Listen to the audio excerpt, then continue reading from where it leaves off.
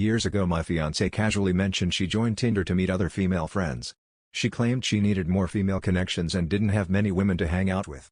I expressed to her I didn't like the idea of her on a dating site period, but she kind of shrugged it off and laughed as if there was no way in the world she would use it for anything devious. I kind of let it go since at the time I truly didn't believe she would ever cheat and I am a very secure man for the most part. She expressed to me she believes she's bisexual and is attracted to women also but never acted on it, so this made me even more uncomfortable her on dating sites, but I still took her word for it. This was almost 5 years ago now and after a week or two she said she wasn't on it anymore. Never met any new friends so clearly it didn't work. Important to mention we have a 5-year-old son and I have 2 older teen daughters from a previous marriage. Fast forward years later and our relationship has really gone downhill. Long story short, I bought us $1 million home cash and we have no mortgage. She did not have to contribute a cent to the purchase or furnishing of the entire home. I only ask her to contribute a very tiny amount to our monthly bills, under $300, and the rest of her income goes to herself.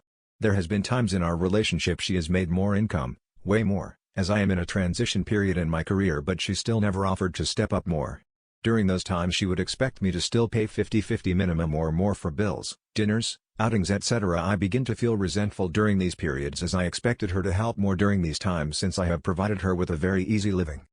As time went on in our new home I went through some injuries and had to sleep on our couch for months. When I planned to come back to the bed finally she made a huge fuss and said I chose to leave and now she has anxiety sleeping with people and that I have the couch to sleep on. She claims I was being selfish coming back so abruptly and she prefers to sleep alone and that I wasn't considering the way she feels. I even hurt my shoulder months after that attempt to come back to the bed very bad at one point and the couch was making it worse and I couldn't sleep and she still didn't budge or offer that I could sleep in our room/bed. Basically, she has our entire master bedroom, king-size bed etc. all to herself. Eventually I bought myself a single bed and put it in my small hobby room and now sleep there. I feel even more resentful every time I see her cozy in our big bed as I'm going to my tiny child-size bed uncomfortable. I tried to at least spend a few hours in the bed with her before going to my room to spend some time together, but that seemed to annoy her even more. She would tell me what time I have to leave, roll her eyes or sigh when I would walk in to lay down. Sometimes she would even warn me hours in advance that she'd prefer to